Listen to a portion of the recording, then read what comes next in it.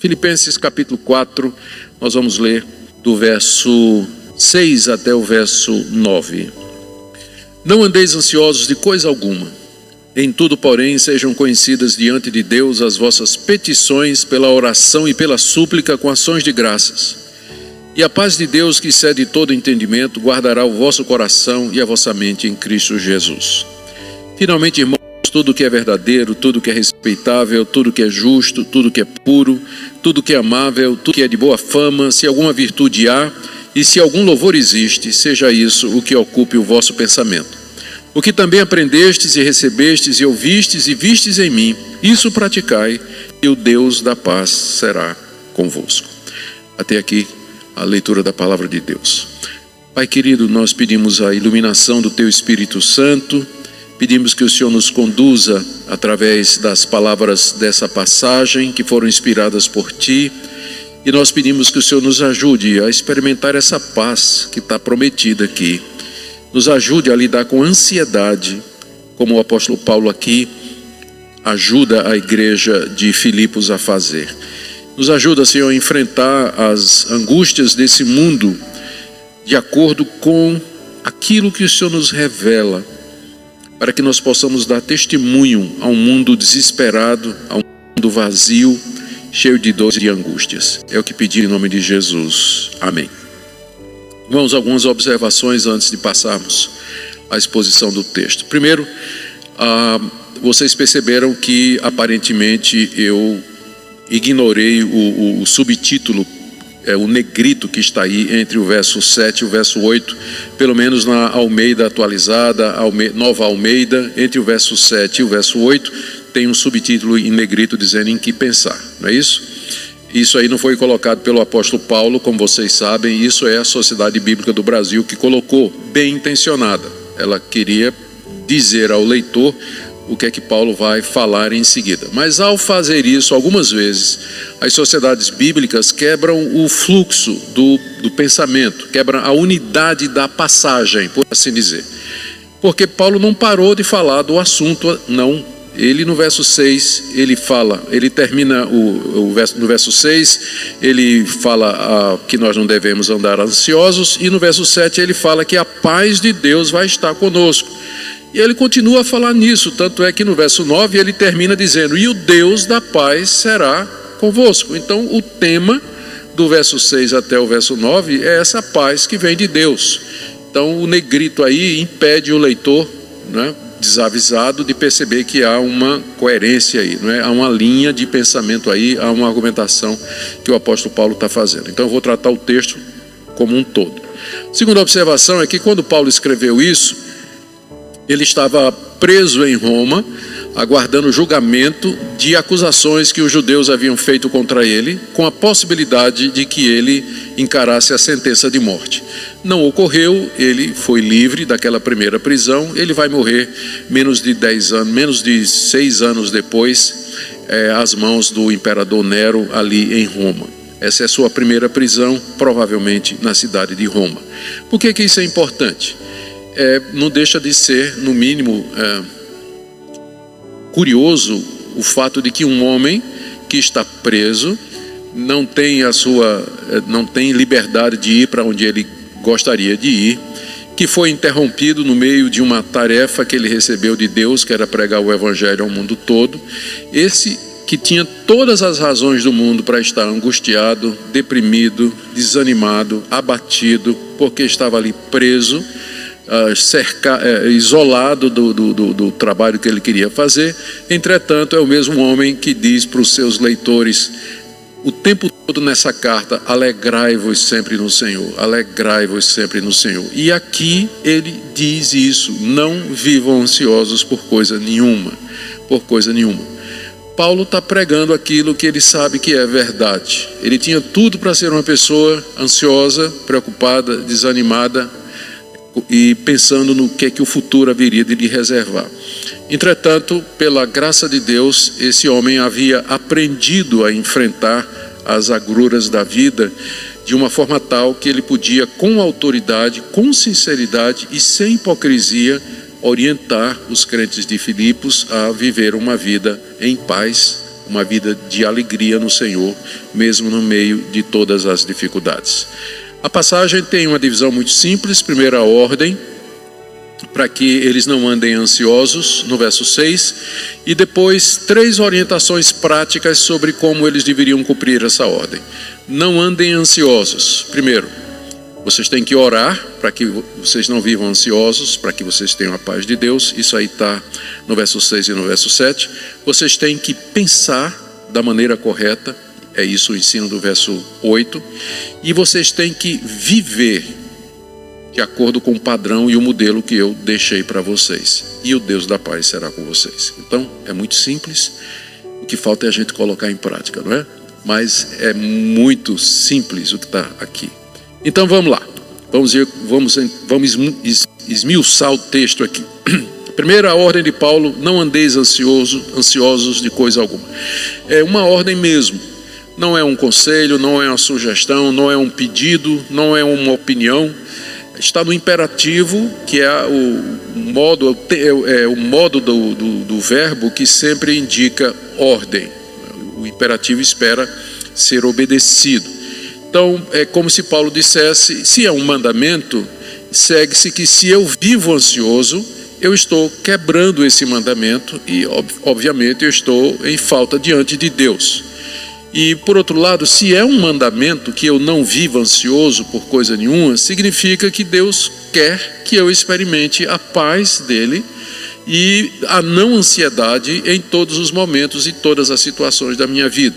Portanto, eu sei que eu não estarei sozinho na minha busca por paz, porque Deus faz em nós aquilo que Ele pede. Aliás, essa é uma frase muito antiga, atribuída a Agostinho, né? Manda o que quiseres, dá-me a tua graça e manda o que quiseres, ou opera em mim tudo aquilo que pedes. Então, se Deus pede alguma coisa para nós, nós podemos orar aquela coisa e argumentar com Deus, dizendo: o Senhor está dizendo aqui para eu não viver ansioso. Então, mas como é que eu vou obedecer isso se o Senhor não me ajuda? Se o Senhor não me mostra como? Se o Senhor não me coloca pessoas na minha vida que possam me auxiliar? Então, o fato de ser um imperativo e uma ordem por si só já nos traz pensamentos importantes. Eu já mencionei aqui que existe algum tipo de ansiedade, de angústia, que não é decorrente de problemas espirituais. Então, com isso aí você vai tratar com o seu médico. Mas há sim angústias e ansiedades que são derivadas de uma falta de uma compreensão melhor de quem é Deus e daquilo que Ele nos prometeu e como nós devemos viver aqui nesse mundo. Daí esse imperativo ser dirigido nessa direção. A palavra ansioso, que a gente vai encontrar às vezes traduzido de outra maneira, ou preocupados, como é traduzido na palavra que Jesus fala a respeito disso em Mateus 6, ela é a tradução de uma palavra grega em cuja raiz está a ideia de dividir. Merimna significa divisão em grego, é daí que vem o ansioso, o preocupado. E a ideia faz todo sentido. Uma pessoa ansiosa é uma pessoa que está com a mente dividida, ou seja, não fecha a conta, né? Não está redondinho na cabeça, mas está espalhado, está puxando em várias direções. É por isso que a gente não dorme de noite, não é? Exatamente porque não consegue fechar. Está dividido, a mente está dividida. E o oposto disso seria a coisa estar coesa, fechada, redondinha. Aí a gente descansa, a gente dorme, a gente se tranquiliza, a gente se acalma. É isso que aqui Paulo está dizendo para os filipenses, que eles não vivam com a mente dessa maneira, não vivam inquietos. Poderia ser uma tradução boa também. Eu não creio que Paulo aqui está sugerindo com isso que é possível uma vida onde nunca o cristão vai sentir alguma inquietação ou alguma ansiedade. Porque quando ele diz ele não está dizendo não fique ansioso nunca. Ele está dizendo aqui: não andem ansiosos.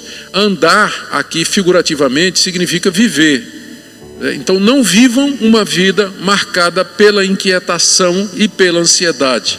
Então o que Paulo está proibindo aqui não é aqueles momentos compreensíveis em que a gente fica ansioso, a gente fica preocupado, inquieto com alguma situação da vida envolvendo nosso sustento, a nossa saúde, os nossos familiares, mas é um estado constante em que o crente ele vive inquieto, ele vive preocupado com tudo, ele fica ansioso com todas as coisas, que é o próximo ponto aqui, não é? Não andeis ansioso de coisa alguma. Então não existe, é como se Paulo dissesse, não há desculpa nenhuma para um crente em Jesus Cristo viver uma vida de ansiedade, de inquietação e de preocupação. Não há nenhum motivo, não andem ansiosos por coisa nenhuma. Eu sei que nós temos motivos, tem doença, tem a questão financeira, a questão do sustento, a questão do futuro, a preocupação com filhos, a preocupação com meus negócios, enfim, não é? A vida nos traz tantas preocupações e tantas angústias, mas nenhuma dessas coisas é forte o suficiente ou importante o suficiente para justificar que você viva uma vida de inquietação e de preocupação. Que em alguns momentos eu posso ter, eu imagino que não há ninguém questiona isso, né? Aqui e acolá aparece alguma coisa na vida, a gente fica inquieto. Mas viver dessa forma não é o que Deus quer, certamente, para nós. É isso que esse mandamento quer dizer. Não andeis ansiosos de coisa alguma. Não vivam inquietos, por nenhum motivo, por mais importante que ele possa parecer. Em vez disso, o apóstolo Paulo nos diz aqui, nós devemos orar. Essa é a primeira orientação que ele dá aqui para os filipenses. Em tudo, porém, ou seja, em todas as circunstâncias que nos trazem preocupações, o porém coloca a alternativa aí, não é? Em vez de você viver ansioso, traga essas ansiedades diante de Deus. Primeira coisa que ele orienta é orar. E pode parecer óbvio, mas não é. A gente sabe por experiência que quando vem uma notícia ruim, alguma coisa acontece, que às vezes a última coisa que a gente deixa para fazer é orar. A primeira reação é enfrentar, né? Como é que eu resolvo isso? O que é que eu tenho que fazer para resolver essa situação? E aí, de repente, a uma certa altura, quando a gente já tentou alguma coisa, a gente lembra de orar. Não é natural que a nossa primeira reação seja de oração, porque apesar de termos sido salvos e justificados, nós continuamos pecadores e a inclinação do nosso coração nem sempre é para Deus o tempo todo. Então, quando chega a ansiedade e a preocupação ou qualquer coisa que possa motivar isso aí, nem sempre nós oramos ou nós deixamos para orar muito tempo depois. Então aqui a primeira coisa que nós podemos aprender, praticar isso. Se é alguma coisa que a gente tem que aprender a fazer, não é só na teoria não. Na teoria que está muito bonito, aprender isso, fazer disso uma disciplina, que na hora que a ansiedade começa a levantar a sua cabeça feia dentro do meu coração, é o momento que eu vou orar e trazer diante de Deus aquilo que está permitindo que a ansiedade se instale, que o pavor, que o pânico comece a entrar no meu coração. É quando então eu devo buscar a Deus. A primeira coisa a fazer. E Paulo nos diz aqui algumas coisas que podem nos ajudar a orar. Ele diz que primeiro ele fala assim, sejam conhecidas diante de Deus as vossas petições. Deus já conhece, Ele sabe exatamente o que é que nós estamos passando e o que é que nós precisamos, mas Ele quer que nós digamos a Ele. Isso faz parte do processo de cura, e isso faz parte do processo de nós aprendermos a viver em paz. É contar a Deus, é dizer, é fazer conhecida diante de Deus, como se Ele não soubesse, exatamente o que é que nós estamos precisando. É dizer para Deus, Deus, eu quero trazer diante do Senhor a minha angústia, quero trazer a minha preocupação, o meu medo, o meu pavor. E eu vou trazer isso todo dia diante do Senhor. Quero colocar diante do Senhor. O Senhor sabe disso, o Senhor pede que eu faça isso. Isso é terapêutico, isso é importante, porque lembra você, primeiro, que você não está só. Segundo, que há um Deus que ama você. Terceiro, que Ele lhe ouve e que Ele pode atender a sua oração e pode ajudar você a atravessar esse momento de angústia e esse momento de dificuldade. Orar é você fazer conhecidas diante de Deus as suas necessidades. Paulo aqui se refere à oração, primeiro como sendo petição. Está vendo aí no verso 6? Sejam conhecidas diante de Deus as suas petições. É autoexplicativo a palavra, né? Pedir alguma coisa, apresentar um requerimento, né? Solicitar alguma coisa. Deus quer que a gente peça para Ele. Ele sabe que a gente está angustiado, sabe que está passando um momento difícil, mas Ele quer que você chegue diante dEle, diga a Ele isso e que você peça. Petição é a primeira coisa. Segundo, pela oração. Oração é a palavra mais comum na Bíblia para significar oração, e ela é muito ampla. É o ato de você se colocar diante de Deus e falar com Deus, escutar Deus falar com você, enfim, ter um diálogo com Deus, conversar com Deus. A palavra oração é a palavra mais ampla que a gente tem no Novo Testamento para isso. Súplica já indica um tipo de oração em que você já se ajoelhou, né, já está quebrantado, e seu coração já está compungido, e você quer muito aquilo, né? Você não está pedindo mais, você já está suplicando, é diferente, né? Você já está suplicando a Deus, já está pedindo com lágrimas, pedindo com clamor, pedindo diante de Deus, com todo o seu coração, para que Ele ouça, para que Ele veja, para que Ele atenda aquele momento que você está falando. E olha aí como termina, com ações de graças, porque Deus quer que você lembre, na hora da ansiedade, tudo o que Ele já fez por você. Isso é outra coisa que a gente esquece direto. A gente tem a teoria, né? Mas na prática é isso aí. Na hora que a ansiedade vem, especialmente aquelas coisas, as ansiedades e preocupações relacionadas com o futuro, né? Que tem a ver com dinheiro, saúde, enfim, coisas que estão fora do nosso controle, a gente esquece de olhar para o passado e ver quanta coisa Deus já fez por nós. Não há nenhum de vocês aqui que não poderia se levantar hoje, vir aqui à frente e dar testemunho e apresentar ações de graças a Deus. Vocês têm tanta coisa pela qual agradecer, tanta coisa, tanta, e a gente esquece. E é exatamente porque a gente esquece como Deus tem cuidado, como Deus proveu, como Ele nos sustentou, como Ele vem caminhando com a gente. Exatamente porque a gente se esquece disso, é que a gente entra nesse processo de ansiedade, de preocupação.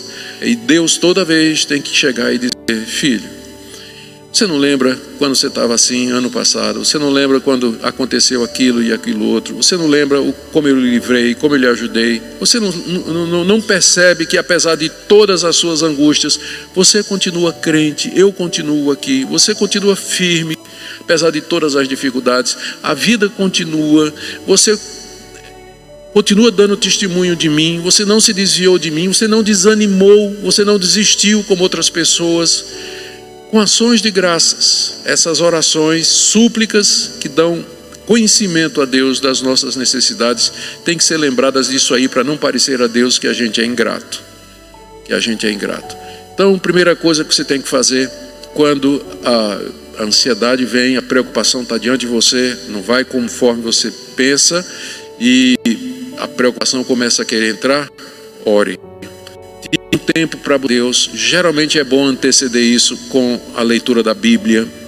Ler a palavra de Deus faz a oração mais fácil, mais embasada. Primeiro ouvir Deus falando e depois você fala com Ele. Você suplica, você agradece a Deus tudo o que Ele tem feito. Muita gente sofre mais tempo do que deveria, porque tem uma vida de oração defeituosa. Defeituosa. Não tem o costume de orar e de suplicar, de agradecer a Deus, de abrir o coração diante dele, todo dia, para orar e trazer diante de Deus aquilo que lhe aflige com ações de graças. E olha a promessa que está atrelada a isso aí no verso 7. E a paz de Deus, que excede todo entendimento, guardará o vosso coração e a vossa mente em Cristo Jesus.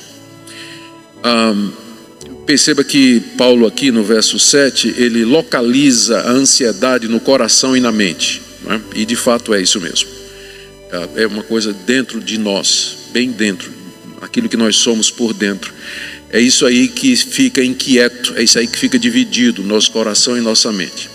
Mas se nós orarmos, diz o apóstolo Paulo, Deus vai mandar a sua paz guardar o nosso coração. Aqui eu queria que você visse o que é a paz de Deus. Há uma diferença aqui entre a paz com Deus e a paz de Deus. A paz com Deus é aquilo que acontece na justificação. Quando você primeiro creu em Jesus, você foi perdoado, foi aceito por Deus. Então você antes era inimigo, mas agora você foi reconciliado com Deus. Então todo crente, ansioso ou não, por definição, ele tem paz com Deus. Isso aí já é uma coisa que é dada, isso não depende de você.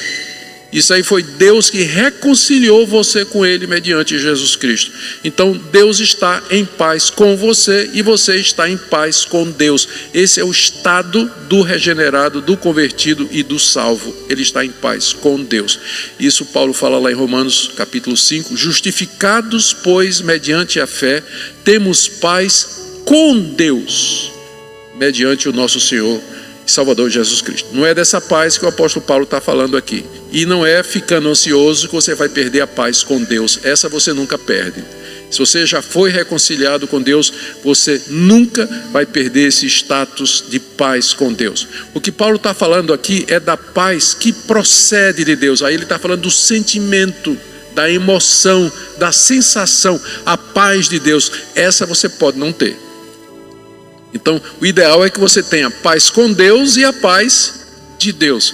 Mas é muito frequente, não é? É muito frequente acontecer que, diz assim, é raro, mas acontece sempre, não é? Que o crente, ele tem paz com Deus, mas nem sempre a paz de Deus no coração. Nem sempre ele tem a paz de Deus no coração. Por quê? Porque não ora, não é? Primeira coisa aqui, porque ele não busca essa paz através da oração.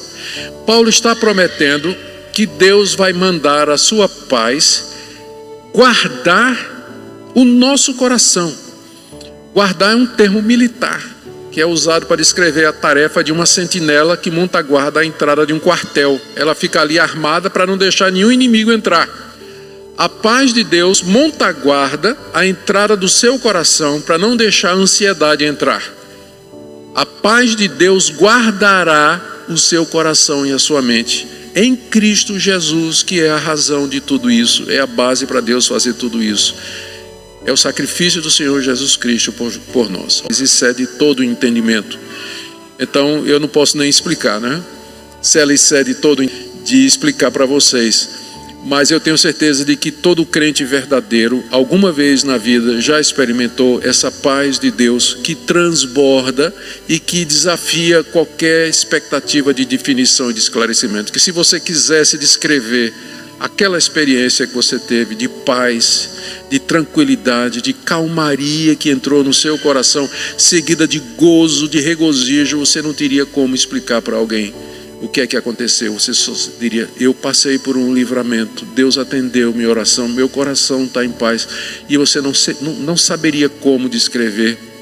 Nossa mente e o nosso corpo podem suportar. É por isso que vai ter ressurreição dos mortos, para que a gente possa, para que o vaso possa suportar a glória que nos espera. Mas aqui no mundo é um vasinho de barro, né? É um jumentinho que leva um fardo grande e nem sempre a gente consegue. Pedro fala disso na sua primeira carta, quando ele se refere a uma alegria indizível e cheia de glória. Paulo se refere a isso também em Romanos capítulo 8, quando diz que o Espírito Santo intercede por nós com gemidos inexprimíveis. E lá em 2 Coríntios capítulo 12, ele disse que quando chegou lá no céu, no arrebatamento que ele teve, ele ouviu coisas que ao homem não é lícito referir. Então nós experimentamos, se por um lado a gente experimenta a ansiedade, a tristeza, a depressão, a melancolia, por outro, Deus concede que aqui nessa vida a gente experimente coisas que desafiam inclusive nossa capacidade de explicação e de entendimento. Isso é que é chamado a paz que vem de Deus, paz de Deus no nosso coração. Você quer isso? Primeira coisa, tem que orar. Deus pode lhe dar sem que você ore? Claro, mas Ele quer que você ore, Ele quer que você peça, Ele quer que você entenda que é dele que vem essa paz, e você não vai encontrá-la nos meios humanos simplesmente. mas é alguma coisa que supera a nossa expectativa ou de descrição. No verso 8 temos a segunda orientação, que é pensar o que é correto. Eu vou ler de novo. Finalmente, irmãos, tudo que é verdadeiro, tudo que é respeitável, tudo que é justo, tudo que é puro, tudo que é amável, tudo que é de boa fama, se alguma virtude há e se algum louvor existe, seja pensar no meu filho que mora nos Estados Unidos. Eu não estava pensando nele agora, mas se de repente eu começo a pensar nele, meu coração, vou sentir sentimentos de saudade e outras emoções, né? Se for um filho bom, saudade, né? Se não for, muita raiva, né? É melhor nem lembrar. Estou brincando. Mas entende o que eu quero dizer, não é? As emoções e as sensações, e geralmente ansiedade, angústia, isso tudo está mais no campo da emoção, da sensação, do sentimento. Eles seguem a mente. Então, onde a mente vai, o sentimento vai atrás, acompanhando. Então, se você ocupa, o ponto é esse aqui do apóstolo Paulo, você tem que ocupar sua mente com aquilo que ele chama aqui, que é respeitável, justo, puro, amável, de boa fama, se alguma virtude há, se algum louvor existe, seja isso que ocupe o seu pensamento.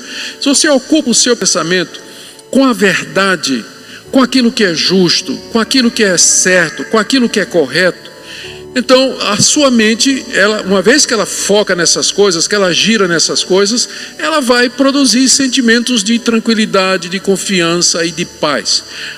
Todo mundo sabe, né? Todo mundo sabe que parte do processo de ansiedade e de inquietação é que a mente não consegue se desligar daquilo que a aflige e que a ferroa.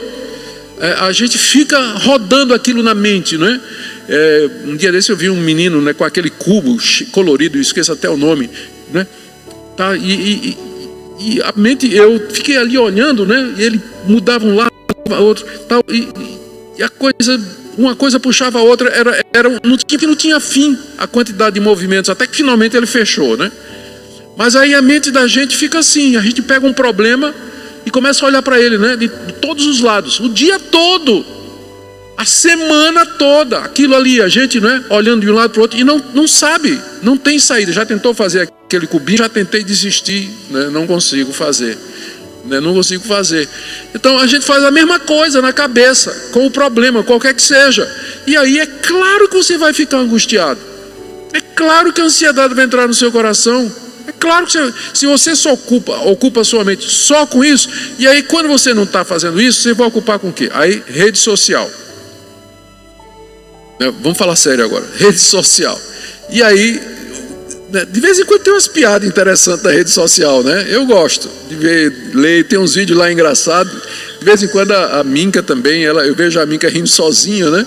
Aí eu vou ver o que é. Ela participa de um grupo de mulheres, não vou dizer qual é, fica mandando essas coisas, um monte de fofoqueira, né? Fica mandando falando mal da vida dos outros, de vez em quando mandando esses videozinhos, né? Eu já disse para ela, olha essas pessoas de fofoca aí, brincando. Mas sempre, né?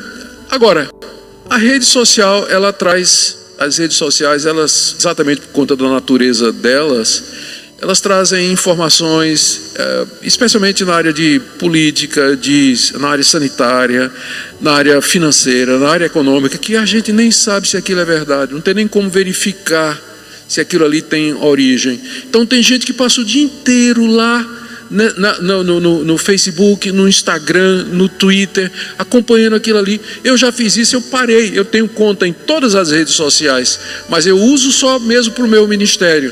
Mas eu costumava ser um tuiteiro, tuitava o dia todo, ficava lendo lá aquilo ali, e às vezes eu saía assim, me arrastando, né? Me arrastando de tão abatido. Meu Deus, o mundo está acabando.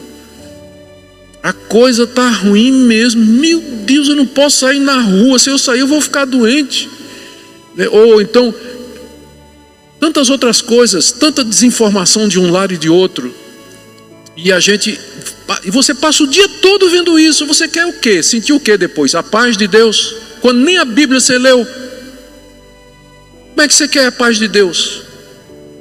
É claro que você está ansioso. É claro que você está deprimido. É claro que você está abatido, está desanimado, porque esse é o espírito do mundo. Eles não têm esperança. As coisas são sempre colocadas de uma perspectiva ou destrutiva ou sem qualquer esperança de vida, ou de solução ou saída, ou expressando os interesses financeiros, políticos e de poder de um grupo, de outro grupo e assim por diante. Agora, se você ocupa sua mente com aquilo que é saudável, você pode usar as redes sociais de maneira boa, tem coisa boa que você pode assistir, você tem que ser seletivo, tem que saber, tem que se policiar nisso. Se você ocupa sua mente com aquilo que de fato abençoa, edifica você, então você vai experimentar essa paz no coração. Essa é uma maneira, é assim que funciona, foi assim que Deus nos criou. E não adianta desafiar isso aí, porque é uma lei natural, não adianta você desafiar. Se você enche sua cabeça de lixo, é lixo que você vai comer no final do dia. Agora, se você ocupa sua mente, como está dizendo aqui o verso 8, com aquilo que é de Deus, lê bons livros. Qual foi a última vez que você leu um bom livro cristão? Lê a palavra de Deus todo dia, tira tempo para ler a Bíblia. Tem tantas ajudas, tem tantas bíblias de estudo que podem ajudar você a fazer uma leitura regular da Bíblia. Escutar coisa boa na internet, isso vai fazer a diferença. Então, primeiro, orar. Segundo, ocupar a nossa mente com as coisas corretas. E terceiro, praticar aquilo que a gente já sabe. Verso 9. O que também aprendestes e recebestes e ouvistes e vistes em mim, isso praticai, e o Deus da paz será convosco. O que é melhor? O que é melhor do que a paz de Deus? É o Deus da paz estar conosco. Melhor do que a paz que vem dele, é ele vir a nós, é ele estar conosco. O Deus que dá essa paz estar conosco. E isso é prometido se você praticar. Paulo diz, se vocês fizerem o que vocês aprenderam, receberam, ouviram e viram em mim. O livro de Atos narra a estadia de Paulo na cidade de Filipos. Quando você lê lá a história da fundação da igreja de Filipos, Paulo está escrevendo para esse pessoal que se converteu através do ministério dele. Paulo foi preso, Paulo foi para a prisão. Meia-noite ele estava lá com Silas, cantando e louvando a Deus na prisão. Esse é o homem que pode dizer, o que vocês viram em mim, pratiquem, e o Deus da paz vai ser com vocês. Porque quando eu estive aí na cidade de vocês, eu fui preso, chibateado, chicoteado, durante a noite ninguém me ouviu reclamar, gritar contra Deus, colocar a culpa em Deus e perguntar a Deus por que isso está acontecendo comigo. Deus é injusto, eu sou um servo missionário dele e é assim que Deus me recompensa. Nenhum de vocês me ouviu fazer isso. No livro de Atos está dito, Atos 16, que na noite, lá de noite, ele e Silas cantavam e entoavam louvores a Deus. Esse é o homem que pode chegar e dizer, o que vocês viram em mim, pratiquem. Sejam como eu sou. Vivam dessa forma, sabendo que tudo colabora para o nosso bem, sabendo que há um Deus que está no controle de tudo, e portanto cante louvores, agradeça a esse Deus, pratique isso. Eu, durante o tempo que tive aí, Paulo dizendo para eles, né, eu não peguei nada de vocês, não roubei nada de vocês, não enganei nada de vocês. Vivam uma vida santa, uma vida reta, e o Deus da paz será com vocês. 3 coisas: orar, pensar e praticar. Para cumprir o mandamento, não vivam ansiosos por coisa nenhuma. Funciona como uma fórmula? Não é uma fórmula. Eu já fiz isso, teve dia que eu fiz isso. Senhor Deus, eu estou orando, eu estou pensando e eu estou praticando, mas eu estou angustiado do mesmo jeito. Então, não é uma fórmula mágica, mas é um estilo de vida que você aprende. Estava lendo, você ora, você faz tudo, segue a fórmula que está aqui, e parece que não funciona, mas é que, né, Deus às vezes leva um tempinho para fazer isso. Ele quer testar você. Você vai continuar a confiar, né, ou tem que ser resultado imediato com você? Se não for logo no dia, você vai abandonar então isso aqui, né?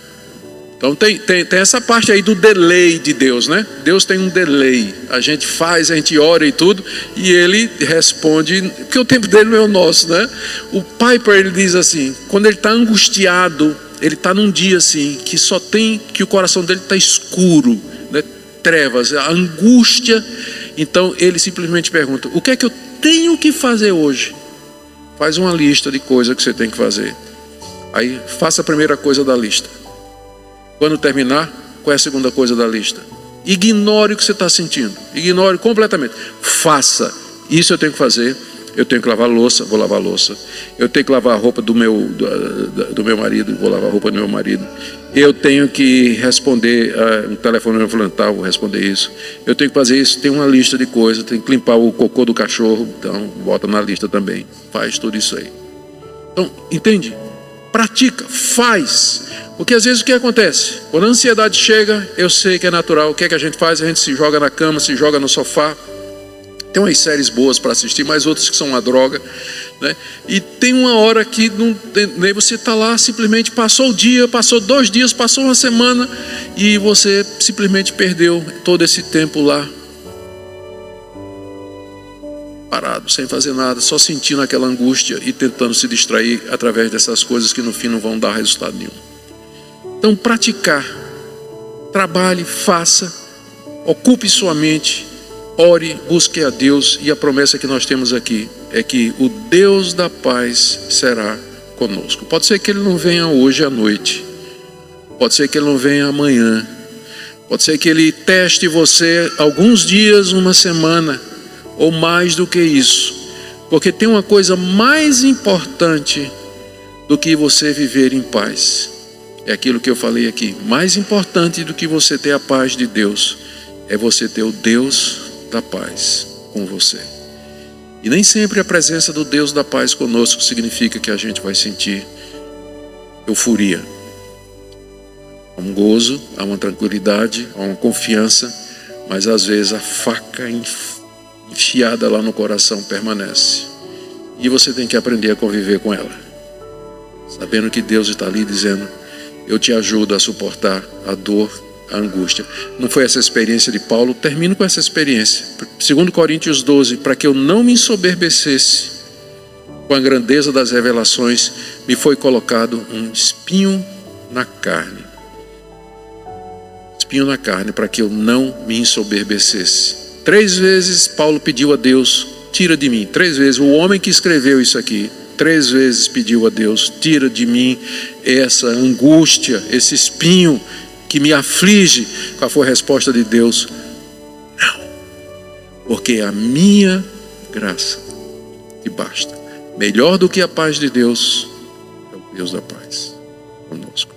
Que Deus nos ajude, irmãos, essa semana a refletir sobre essas passagens, para que nós aprendamos a lidar com essa situação que é comum a todos nós, e que nós aprendamos a amar esse Deus, não pelo que Ele pode nos dar, mas pelo que Ele é. Aqui nessa noite, aflitos, temerosos, inquietos, pedimos a Tua paz ao coração.